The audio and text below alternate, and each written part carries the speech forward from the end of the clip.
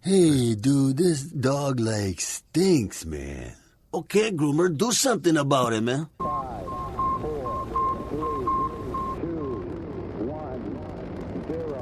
All engine running. Liftoff. We have a liftoff. Hey, all you pet stylists. You found the GroomPod. Welcome to our virtual salon. My name is Susie, and I'm your host.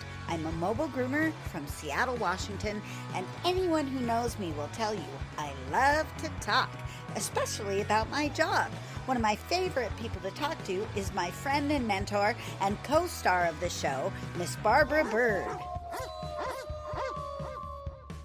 Oh, my aching feet, Barbara. Tell me about it. Well, that's going to be our first topic, our aching feet. And we're going to talk about lanolin and when your client is your assistant. So welcome to this week's podcast, episode 394 of the GroomPod on December 3rd. 2023 in Snohomish, Washington, and Tucson, Arizona. This podcast is brought to you by our kind sponsors, Best Shot, Show Season, Precision Sharp, Groommore, and Stasco, and you guys, the listeners, the wonderful, wonderful listeners. You can join us on our Facebook page, facebook.com/group/the GroomPod. You can support the show at our website, thegroompod.com, by clicking on the Patreon button to become a subscriber. You can support Barbara's big move by clicking on the donation button. And What's New is brought to you by Groommore Software. If you haven't found Groommore, you're missing out. Groommore is an all-in-one software solution for your grooming business. Whether you are a solo mobile groomer or manage several shops, Groommore has everything you need. 24-hour online booking and forms, routing, credit card processing, reminders, Google Calendar and QuickBooks integration, and so much more. And the best customer service anywhere. Shop, mobile, or house call, Groommore has you covered. And they're giving us a free month. Just enter GroomPod22 in the coupon code. Real Dumb and Dumber 2-day event at my grooming shop this weekend. I mean, those are the only 2 days that I had to fully groom. Now, there wasn't much scheduled for Friday, fortunately, because here's how it works for me at my age and owning the shop and everything. Yvonne or Dave opens up the shop at 8:30-ish, 8 to 8:30, and I trip in at about 10 or 11. That gives me time to better get, quote, on my feet, which we'll talk about. And sometimes I get messages from Yvonne on the text messages while she's there and I haven't come in yet. So she texts me Friday morning. The water pressure is sucking in here. I can't do anything. And also what happened on Wednesday was that we discovered that the air line to the foot on-off automatic air... The air switch for the recirculating bathing system. There you go. Thank you. You know, that thingy that you step on that makes a bathing pump go. You know, that one. That one.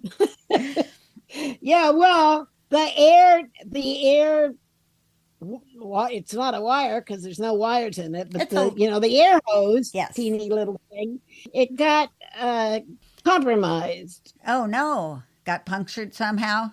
Somebody chewed it, and it wasn't me. So, so on Wednesday, I took the whole air step-on thing and air switch. I know that. I took the whole air switch and its tube to Ace Hardware. And, you know, it's so nice to shop at Ace Hardware because they really brand themselves as the helpful guys or gals, right? You get waited on at Ace Hardware. They'll take you from one department to the next. They won't just like point you to an aisle like they do at Home Depot. This guy took me underhand, you know, and he goes we're way in the back where all of the rolls of tubing are, and he starts looking for the right size tubing, and he's talking to me, and we talk about how we like to work with the public, and he found me the appropriate diameter air line and hooked it up to the switch. And I went off and I had it in my car. Well, we hadn't hooked it up yet. So Friday, well, actually, Friday I hadn't done it yet. So Friday we have this no water pressure, and we can't use the bathing beauty because I've got the bad air switch. So Yvonne is just like having a meltdown. She had to bathe two dogs by hand. Oh my God. With no water pressure. We couldn't find any bottles that we could dilute the shampoo in, so we used the shampoo and the conditioner straight, and then she couldn't rinse the Sheltie.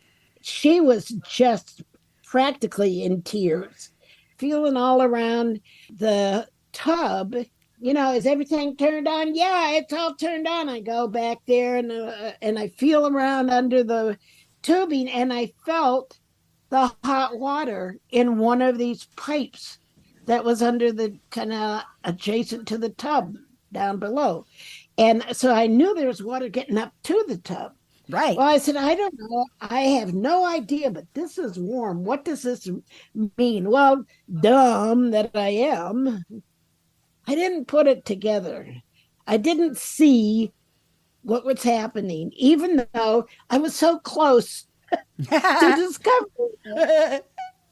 But you see, Yvonne is chasing around, having a meltdown, and we'll call the water department and call Dave and call this. And I called the water department because I wanted to see if it was a neighborhood problem. I got sent to another dispatcher and they dropped my call. And when I called them back, the line was busy 5 times. So forget that. Water department isn't going to tell me anything. We just went home. We finished that dog. It didn't get rinsed out very well with the conditioner, but it was a Sheltie that kind of needed a leave-in conditioner.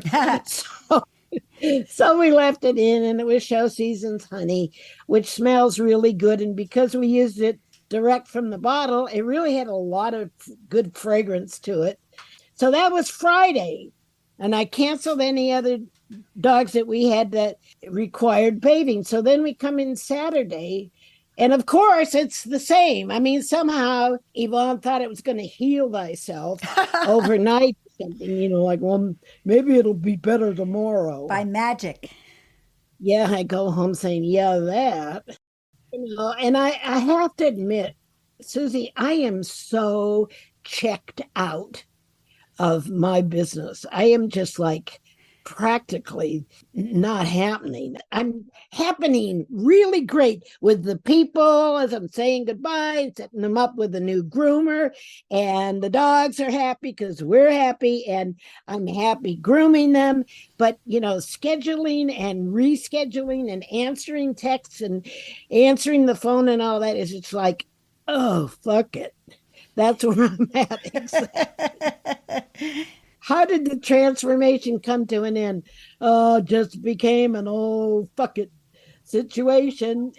I don't know what's going to happen by the time I close the shop. So anyway, Saturday we come, and I come to work, and Yvonne is outside at the main water pipes that are outside the gun shop that is the building that I'm in. So all of the mains are at his door, and he's the landlord, and he's out of town, so he can't participate in solving this water pressure, except, of course, to reassure Yvonne that he did not turn off the water and leave town because he was mad and saw the situation. Yeah, the fact that I was leaving, and no, she had a little bit of conspiracy theory going there, but I knew he would never do that. He might get mad and grumpy and bitch me out, but he's not going to turn off the water and leave town. That's cool. We've gotten along for almost 50 years, and that's not going to happen. So she's out front fooling around. I said, just leave them on. And then I saw at the tub, it's an inline valve to turn the water onto the sprayer, the rinse sprayer, was turned off. We never turn it off there. We turned off the hot and the cold. especially the hot, because that's what Jimmy the landlord wants us to always turn off the hot. So we turned it off there, but for some reason got turned off at the hose end where the two hot and cold meet each other. So, of course, that's why I was feeling the hot pipe under the tub, because it was indeed going up to the faucet, but not out the hose, right? Right. So I fixed that and I run out to the door. Like, it's so hard for me to walk around. We'll talk about that soon in the feet segment. But it's so hard for me to be like walking outside and coming back inside and walking all the way to the back and seeing the tub and, like doing like that. So I just let Yvonne fool around outside and I did my thing inside at the tub. And then I went out and hauled it to her. It's on now. And she comes in and there's no water pressure. What? There's no water pressure. So we have to have another meltdown. Now he's got 1, 2, 3, 4, 5, 6 dogs scheduled, maybe 7 for the day. This isn't going to work, Barbara. This isn't going to work. This isn't going to work. This is just a dribble, And I had given her the air switch to hook up to the Bathing Beauty, but she didn't even try to do that. She was just, this ain't right. You know what I mean? One problem at a time. One problem at a time. This ain't right. Fix it. The landlord's out of town. There's a note on his door. He won't be back until the 13th or something like that. That's too long. So I call his daughter and I say, oh, hey, do you have any idea how the water works here? Or any reason we might not have water pressure? And she said, oh, I'll call my dad. So next thing I know, I'm on the phone to the landlord. And he says, well, if it's turned on outside, it should be on. So I go outside and I actually go over to the piping and both valves are off. Oh, my gosh. Perpendicular to the line, that means off. It stops the flow of the water, and the very direction of the handle of the valve tells you it's off. It was so tight that I had to go in and get a hammer and hammer those things open. And as soon as I hammered those valves open, Yvonne's out having a smoking break. I go back to the bathtub and shush. Water pressure. So it was a Dumb and Dumber thing. One person is turning it off on one end and the other person is turning it on the other end, and they're switching places and neither solution worked because you have the right combination of open valve at the tub and open valve on the outside mains. It's laughable looking back. I mean, we were scurrying around. We were cursing. Do you think Jimmy would have done this to us? No. You did not create this. Somehow we created this, or the water department. But Jim fixed it all. He said, well, probably some no good guy came by for a laugh, turned off both valves. And I just left it there. Yep, some transient person. Because sometimes Jimmy chases those guys out of his business without being too polite. Yeah. And, they did used to make little tents for themselves behind his storage shed. And he put jumping cactus pieces all down where they would want us. He did. Wow. He put jumping cactus in the way of the homeless people. Okay, that would hurt. What a guy, huh? Yeah. Well, gun shop owner, Yeah, I mean, as long as they don't shit back there and they dump their trash, what's to lose? If they keep a clean house, no problema. We finally got him to turn around and see that. So he's developed, some not friends. Right. Over the years. He immediately goes if someone that doesn't like him has turned the water off or some homeless mischief maker. They're not all mischief makers. In fact, I don't know any homeless men that would go and turn off the main water valve to the dog grooming shop. I just don't. Yeah, You know, it's not a common target, I don't think, among the homeless. push over people. Yeah, it's compassionate. People that are Compassion. compassionate. Well, I had an Yeah. absolutely normal week. I had nothing break. I had everything go normally. I groomed a lot of dogs, you So know. happy. Yeah, me too. I needed a break there for a minute. I'm sure it's temporary, but you know, you take what you can get. But it was nice. People are starting to decorate. I always enjoy that. And I bought a gallon of the show season sugar cookie shampoo, and I'm loving that. I didn't realize how much I liked that shampoo. So, surprise, surprise. And I'm using the sugar cookie cologne, and then if I want to vary it, I layer on a little of the cinnamon cologne that show season has, and I make a snickerdoodle instead of a sugar cookie. Oh, it's all good. The presents and gifts are starting to roll in. I always enjoy that. I save my gifts for Christmas Day because when you get old, you don't really have a lot of Christmasing happening Yeah, unless you that's got the only kids. Christmas gifts you have to open. Yep. But I enjoy it. I love opening it. And then then I got a gift from a client who no longer has a pet anymore. It just arrived in the Yeah. mail, so I've got that sitting over there. I love surprises like that. That was good. But other than that, it was very normal, average, enjoyable, delightful holiday week for me, this whole thing. And how about if we take a break and move on to the painful subject of our feet? Did you know that Stasco has come out with a couple of new products? First, there is the Stasco Oatmeal Protein Conditioner. This conditioner provides exceptional body and manageability and super shiny finishes. And it has a wonderful apple scent that I love. Great in the recirculator, too. And they have a new matching protein conditioning spray, dematting, anti-static conditioning, and finishing all in one, just like the original Stasco spray, but with that delicious apple fragrance. Look for these new products at trade shows and your favorite distributors like Cascade Grooming Supplies.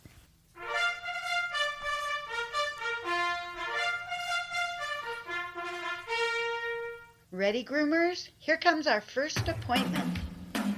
Posture starts from the feet up, and that is a area for both of us that is quite painful. How are your feet doing these days? Oh, I'm having a terrible time with my feet.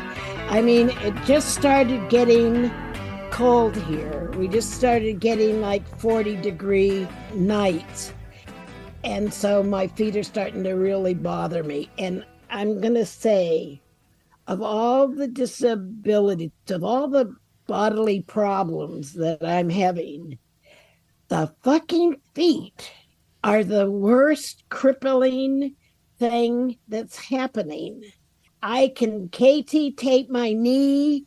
I can KT tape my back. Well, I can't myself. I can get somebody. But I can't fix my damn toes.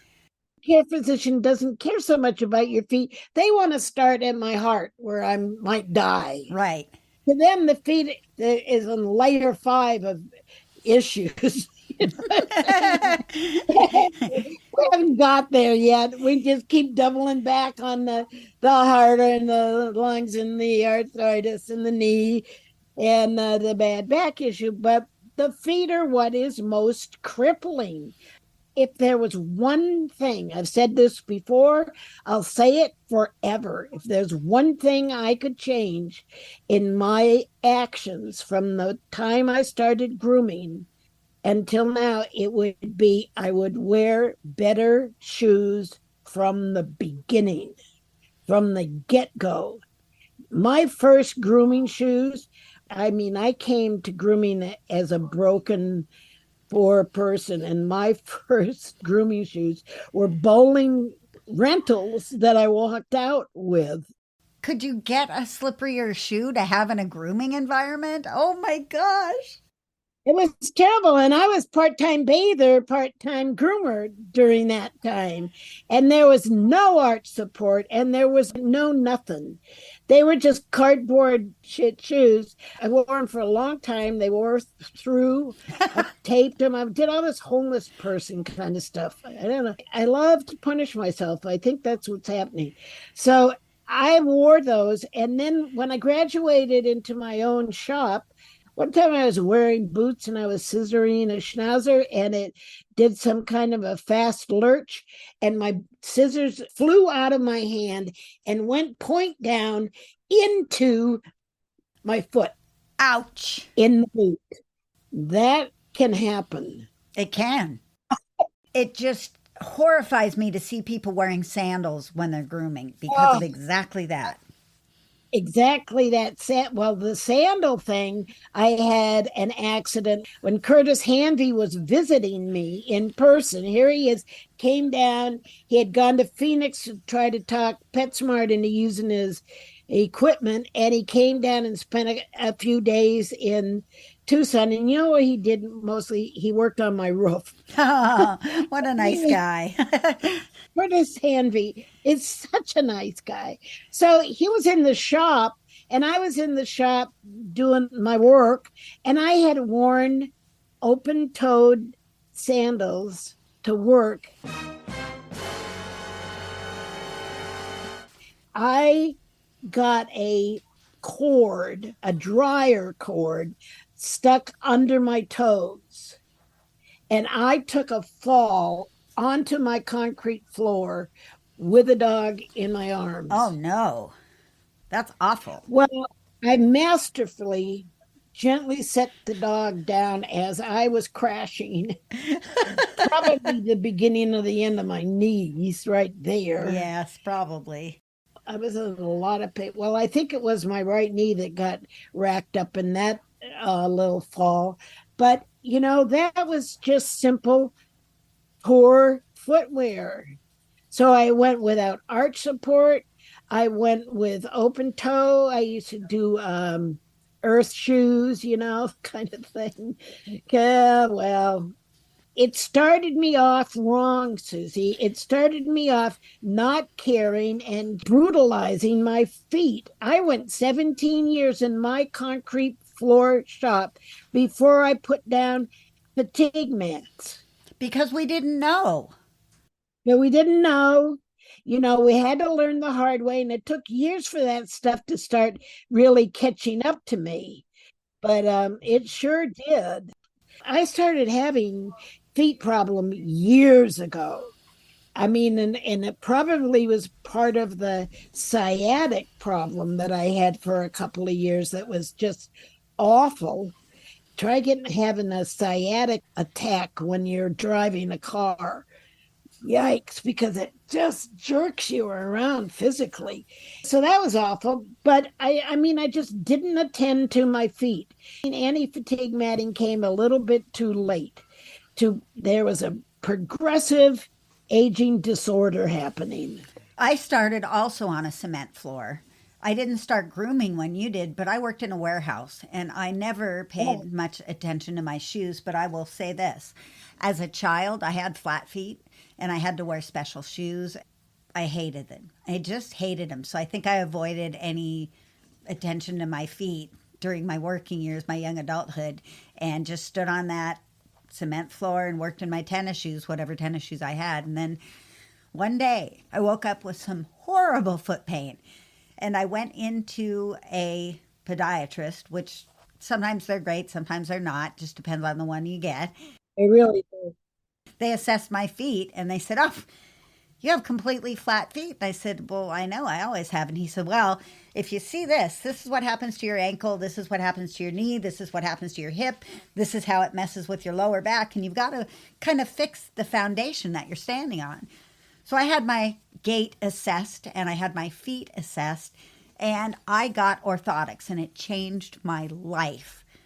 But to get to that point, I had to go somewhere where they looked at my feet. And I think that's a really important first place to start. Actually, the first place to start is the hardest place to start.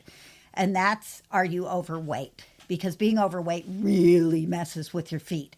It's really tough on your feet, but it's hard to look at that. Well, because me too. Barbara's flipping me off, by the way. I was not saying that for your purpose. I'm saying that for the thousands of people that listen to this podcast. I was going to mention that as I own that factor. Okay. It's 50 years of grooming. It's 20 years at least of overweight. It's standing on the concrete floor. It's standing all day to groom. Once I started sitting down, it got a lot better. But now I'm at the point of it's horrible. And now that it's cold weather, I'm having my annual blue toe syndrome. Ooh, that doesn't sound good at all. This has never been properly diagnosed. I have turned in toes and hammer toes. And what happens is that my big toe and most of my toe pads turn blue when it gets cold. And when they're blue, they are ultra sensitive to touch. And when you have hammer toes, they're just pounding on the ground and on each other. What's helping me the most is more foot massage. I use toe separators, sometimes for several hours at home, but eventually those things get uncomfortable and you have to rip them off. But I also have these little footies. They're like toe socks, except they're about as fine as those footies that they give you at the shoe store. Sure. They're that quality material, very, very light. And they've got a little gel on the heels, and every toe has its own little cover. That helps the rubbing of each other, and if one toe is standing on another one, doesn't hurt quite so bad. So those are good things. And I've got a wooden rack with rollers where I can rub my feet and massage my feet. And now I'm self-diagnosing that I have another problem that I've actually had for years, never been diagnosed, and that's called Morton's neuroma. It has different effects to different people, but I've known for a few years that in the wintertime I get this black and blue area, like right below my second and third toe on the top of my foot. I now can identify that as a sign of Morton's neuroma. Well, I have to deal with how to keep my feet warmer during my nighttime sleeping, because I can wake up in the morning and be so crippled just from my toes getting cold, even though the top of me would be all warm and fuzzy. Oh, look at my price tag is showing. Nighttime cold thing, I have all kinds of socks. Socks tend to come off at night. I don't know. I've got some of these toe socks coming that are ankle socks with toe things, because that seems to be the most gentle kind of separation that I can do. And it does some remedy, except that once those toes are blue, they don't want nothing touching them. It just makes every step painful. So I'm looking to keep my feet warmer. I read up on Morton's neuroma, and one of the things that they strongly suggest is that you do daily massaging of your feet and stretch your toes. That's good for everybody. And so that's good for everybody, especially when you're on your feet. So that's one of the things that you can do proactively to help your feet last longer at this work. Especially rub on the top of the foot, the top and the bottom right below the two middle fingers, and get that area kind of circulating. Doesn't hurt to take a Tylenol if there's pain. Take a Tylenol and kind of ease the pain there. I do that at night. I don't have a pain med because I don't want to go that route, but I do Tylenol as needed. And this time of year, it starts being more needful than ever. I think the thing that had the most influence on my painful feet was learning to sit down, and I fought it so hard. But Oh, you did. I know. oh my Instead gosh, of me telling you. yes. So the deal is, it is not the way we usually learn how to groom from the start, although in other countries, a lot of times they do start out sitting down. A lot of Asian people, they have always worked sitting down. Yeah, but we have a tendency not to do that, and I was very opposed to it. But when it got so painful for my feet, my entry into sitting down was the drying time. I would sit when I dried the dogs. And that was how I started to get comfortable with the whole idea of sitting down at all at my grooming table. So who suggested that to you? Well, I believe that was Barbara Bird who Well, suggested it that to probably me. was, because that is my go-to thing. I say, just start sitting down while you're drying dogs, because that's less critical that you have that over the dog look. And I like my electric table, or even a hydraulic table that you can lower. You just need to lower it a few inches to accommodate you sitting down. And you need to have the kind of a table where you can stick your knees under it. For sure. Also, along with getting your feet evaluated and, seeing what physiology you've got going on in there, I went to a running store and I had them help me pick out shoes with the recommendations that I got from in my case, it was an orthopedic guy, or the podiatrist. I saw one of those later on. They will give you usually a list of decent shoes and kind of tell you how to twist it to see if it's a good solid sole, because we're working long hours and we're in a slippery environment, and we really want to have the support that you get in like an athletic shoe or a work boot or a work shoe like the nurses wear, somebody that works standing and moving the whole time and that has good soles on them. I suggest you buy 2 pair. Do you know why I'm suggesting you buy 2 pair, Barbara? Ask me why. Why is that? Because it takes 24 hours for your shoes to puff back up after you've worn them for at least 6 hours. That way, you give your shoes a chance to rest and revitalize, and you wear a different pair of shoes the next day. So I alternate shoes every day. I never wear the same shoes 2 days in a row, specifically with athletic shoes where the sole squishes down when you stand in it. Not so much work boots. I am now into work boots because my ankles have deteriorated such that I have to have ankle support. And I tried taping and I tried braces, but it turns out that good hiking boots really do the trick for me. So if you're having ankle problems, try some hiking boots. So, Susie, what I'm wearing right now is a Skechers Arch Fit slip-on. And I just want to celebrate slip-ons. Boy, they've changed my life, made me much happier to slip into the real shoes and get out of the kind of not quite so supportive slippers that I have. I think Skechers Arch Fit shoes are a affordable, orthotic, supportive option. I agree. Yeah, you need to go for the support ones, not just the foam bed ones. Anti-fatigue mats, where do you get them? Costco. Oh, Costco. Well, I'm not a Costco customer because I didn't want to pay the entry fee. For being a single person alone, I just can't use a half gallon of mayo. I do it for the Pepsi alone. It's a sort of a people overdose for me at Costco. It's true. It's all about timing, though. You got to know when to go in there. But they have really nice anti-fatigue mats for your kitchen. They're just like doormat size anti-fatigue mats, so for standing in front of your table. In reality, you should have good flooring throughout. Barbara has some neat flooring. She's got like that.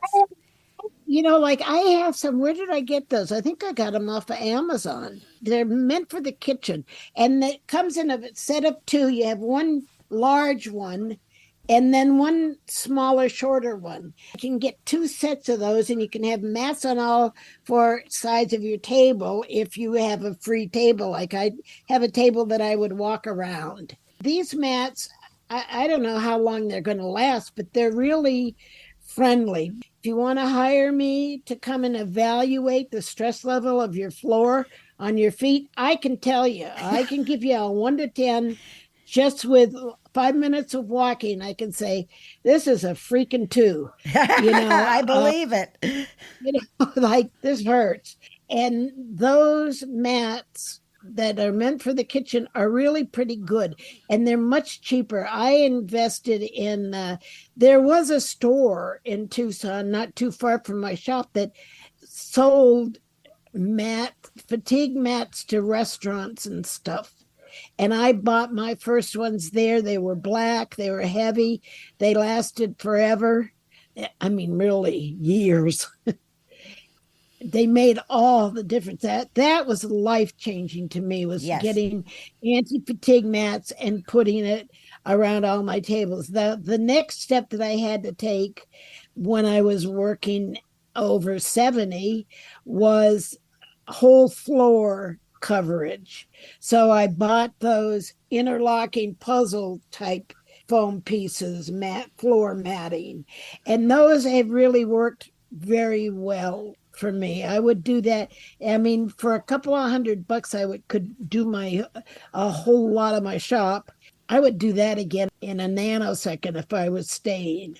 So let's just wrap this up by saying, get 2 pairs of shoes, get your feet evaluated, sit and stand, use anti-fatigue mats. I was going to say the anti-fatigue mats, the barber and beauty industry sells the ones that fit around pedestals and make weird shapes and things like that. The first ones that I got that I'm still using were custom. They were custom made for my table and area, and that was really nice. And then I left that vet hospital and had to cut them all up, but I'm still using them, and they're still really good, and they have all the support, and they're just like the Costco ones, only much longer. Yeah, so use your anti-fatigue mats. Don't ignore your feet, people. Massage, compression socks, good shoes. This is how we're going to be able to last in this industry. Let's take a break and go to Barbara's classroom where we're going to talk about lanolin. Sometimes my clients don't like a walking air freshener. When these crazy people request a scent-free option, I go right to Show Season. Show Season True Tearless Shampoo and Hypo Conditioner fit the bill. They are totally fragrance-free and yet hold up on their own as good products. True Tearless has been expertly formulated to be gentle to the eyes, skin, and hair while maintaining good cleaning power. Hypo Conditioner is a great option as well, and it's one of our favorite conditioners with or without fragrance. So let's get fragrance free. Use True Tearless and Hypo Conditioner from Show Season today. Go to showseasongrooming.com. We want to welcome Randy and Cheryl Lowe from Precision Sharp and invite you to check out their website where you can see their newest precise cut shear called Lynx. It's a patented design featuring a thumb ring that slides the length of the handle for perfect ergonomic placement of your thumb. Slide it and lock it into position to get your best groom on. Check it out at precisionsharp.com.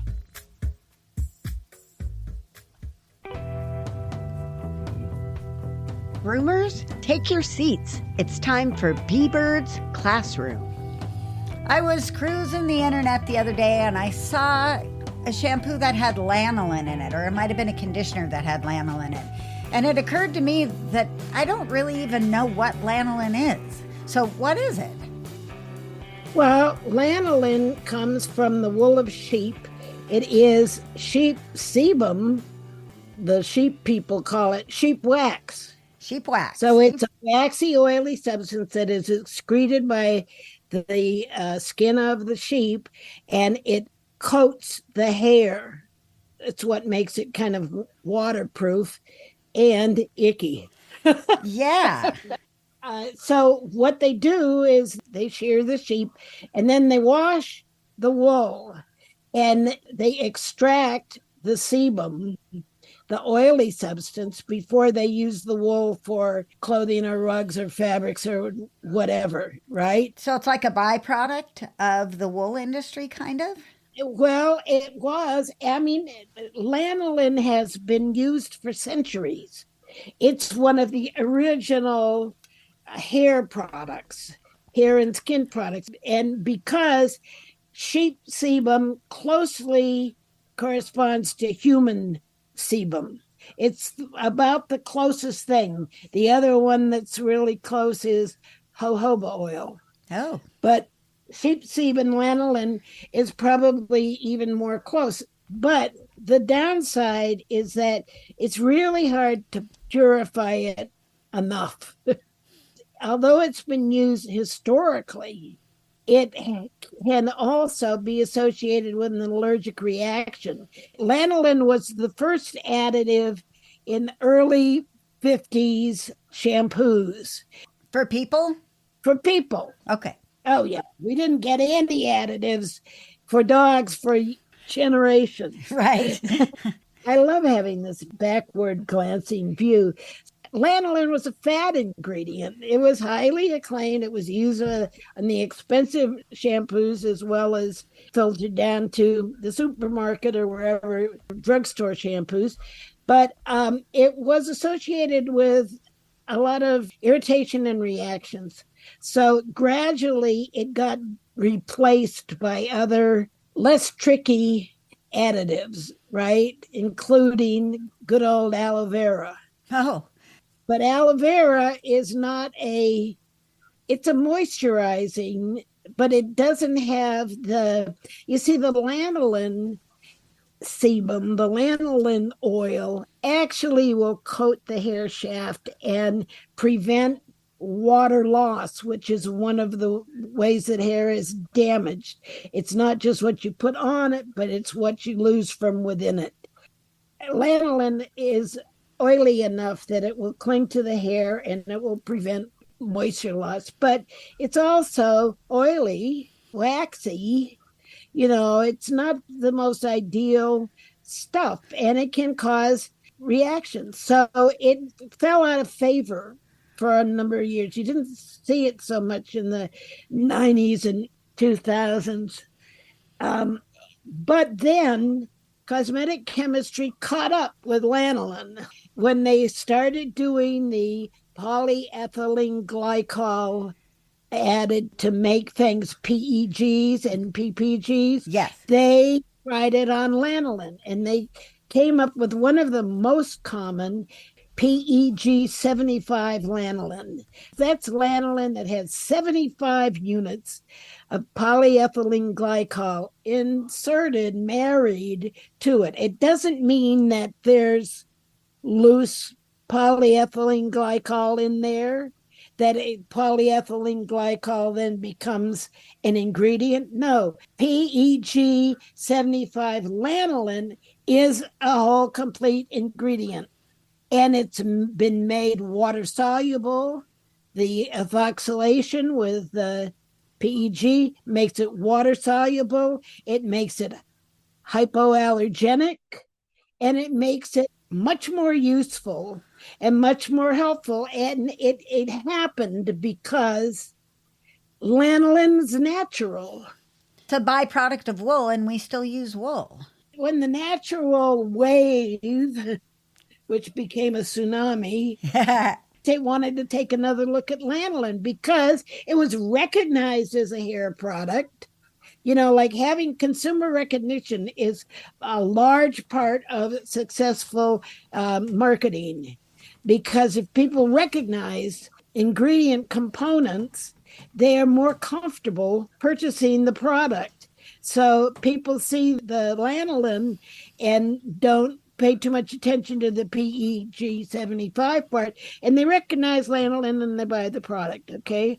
And so the difference is that it's really evolved, and it's also chemically manipulated to achieve that evolution. I don't have a problem with that. Some people do.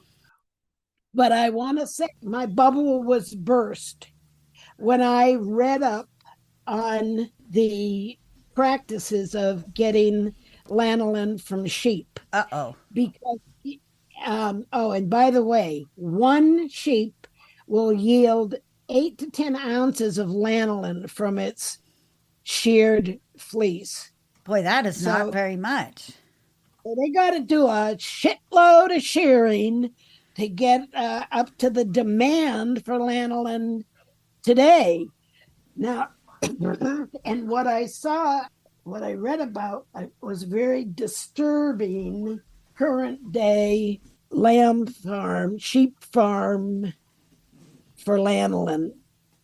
Because I had an image in my mind from when I went to Australia and New Zealand, and especially New Zealand. I went to New Zealand. There were rolling hills, and there were herds of sheep being urged forward by trained dogs that would do that. And it was, oh, this is pleasant. Well, lanolin is a good thing because the hair grows back, the wool grows back. It's sustainable in that sense. And what do the lambs care what you do with the hair you cut off them? They don't. Doesn't hurt them. And then I learned some more facts because you have to have so much lanolin. Just a little herd of lambs in a rolling hills pasture is not going to cut the shit. You got to cram those lambs in like chickens in a chickenery, and they're all crowded and they stomp on each other and occasionally kill each other. And then they go through this rigorous shearing. For only about 6 years do they produce good lanolin. And then their aging process begins. Their lanolin drops off to less than 8 ounces a shear, and they get sent to the slaughterhouse where they are treated horribly. And it's a frightening, some of them die on the way in the trucks and stuff. And it's just an awful end. They're not farm animals. They don't have a human that's their boss. So I want to say, for me, that doesn't like negate all of my use of lanolin. And I'm glad that PEG 75 lanolin is actually a much lighter, it being infused like that. There's less lanolin actually there that's doing the whole job. But honestly, I don't seek out products with lanolin. I tend to, I have to weigh it against all of the other information about the product to decide if I'm going to utilize and support a product with any kind of lanolin, because I'm just not happy with sheep farming for lanolin. One of the most amazing things about natural lanolin is that the chemical composition of lanolin, it's got at least 70 alcohols. Wow. 70 alcohol substances in the formation of the sheep wax, and the rest of it is esters and polyesters. Well, it's esters and polyesters of almost 70 alcohols and fatty acids. That's an amazing amount, so no wonder it is pretty effective as a hair additive. Cool. Hair care. Okay? That's fascinating, all that alcohol in there. There's, good alcohols and bad alcohols, and alcohols is just a chemical category. Right. There's hundreds of them. Right. But thank you for answering that. Let's move on to our next subject. Let's see what's happening at the grooming table. The dog that I have 1/4 ownership of, Figgy, is getting very difficult to do her toenails. She has tiny feet. She's 7 pounds. She has dew claws that are practically embedded into the side of her skin, so you can't pull them out. They're not easy. They're painful for her. She's 10 years old now, and I'm having a really tough time getting her nails done. And I've been ruminating on the possibility of having her owner help me do these nails by holding the dog and letting me get at them that way, because even in the hammock, she struggles, and I don't want to do that to her. That's not only is she part my dog, but I wouldn't want to do that to anybody's dog. Do you ever use the client to help you? Yes. In fact, I came upon that practice the 6 months that I was a mobile groomer because I moved from a kennel situation where there was always somebody around to call on for help. Hey, can you help me here, and then to being all by myself in the van. And it was the days before good restraint. And so I would just go back to the house and say, oh, hey, can you come help me with Bozo here? We're having about a stressful time of it. And so I got used to only when I really couldn't solve the problem by myself, I would go ask people to help, or they would recognize that their dog was difficult and offer to help. I was brought up in a kennel where the owners never even saw the rear of the facility where we worked on the dogs. They had a front entrance and they checked in, and then the dogs were brought into the back and we worked on them. And they never saw anything past the entrance zone. So it was a big thing for me to ask for help. But I made some good friends doing that. And I had one young woman that helped me while I was immobile and then followed me when I opened up my shop and brought the dog to me and helped me at the shop. That's cool. I'm kind of blessed right now because I can't work by myself, so I'm working with an assistant. So I have either Dave or Yvonne to help me with any dogs that are like way too difficult, and I don't have a problem with most people because I found that, in fact, sometimes people would help me with their animal and then they would I would achieve extra value to them because they would see how I work and how I'm in touch with dogs. I used to insist that cat owners stay with their cats. I'd put the gloves on them and what have you, but the cats were always better. There's only was a couple of owners that were just flaky. Flaky men that would just hand me the cat and wrapped in a towel and then step back and watch me go for it. But most people, I could just do a 10-second instruction. Your job is to keep the cat happy and distracted, and while I do my job, and you need to don't talk too much, but just keep them still. So you just give some instruction before you start? Yeah, stay calm, don't be nervous, stay firm but friendly, step away if there's any big problem, I'll handle it. I have a Chihuahua family. They've got two little smooth coat Chihuahuas that are difficult to do their nails on, and the lady holds the dogs, and every single time she holds her dog right next to her face. So all I can think of is, you've got to please put the dog down away from your face. Oh, it's okay, honey. No, no, no, no, no. Oh, Lucy, you're going to be fine. And I'm like, no, don't do that. So I've had to really get into it a little bit more with her. She doesn't think her dog's reactive, but I explained to her, if I accidentally get a quick and it hurts, that dog could strike out at your face. I do a quick tutorial.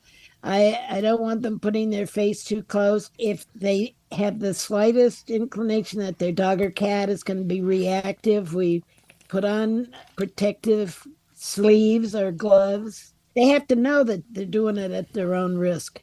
You just kind of mention that. I usually ask, what does the dog do when something happens to him that he doesn't like? And then the next question is, what does the dog do when you do something your dog doesn't like? And then you ask, what do you think your dog is going to do when I do something your dog doesn't like? And through that conversation, you find a lot of information out. And in there, I think I'm going to introduce the please keep your face away from the dog and keep your fingers out of the dog's mouth area and just give the little bit of tutorial. But I think it's going to make nail trims, which are something she worries about during the whole groom. If I take that out of the grooming process and do it separately with her mom, either at the beginning of the groom or at the end of the groom, I'm certain it's going to make it better for Figgy, and that makes it better for all of us. So that's what I'm hoping. As they age, dogs get more resistive to things they don't like because it becomes less and less tolerable for them. And, they get stiff in the joints. And so the whole process is much more, they just feel too vulnerable. And it's much more invasive than it seemed when they were, like 3 years old. Good point. Yeah, things change. Structure changes. I didn't used to be quite as aware of the joints grinding on each other as I am now that my joints grind on each other. And when I feel that in a dog's foot, I'm like, oh dear, that's arthritis. And then I let the owners know. And then I try to adjust the nail trim, which is what I'm doing with Figgy. So fingers crossed that this works. And that's going to wrap up our show. Thank you for being here with us. Remember, you guys, if you want to support the show, but you don't want to make any personal investment by sending us anything, you can do so at our Chewy link on the website, thegroompod.com. Just click on the link there and you can do some shopping. This week, I believe they have 50% off selected dog beds and dog foods. So go check that out through our Chewy link and support the show. And happy grooming, everyone. See you next week on the Groom Pod. Bye-bye now. Take good care of yourselves because we love you.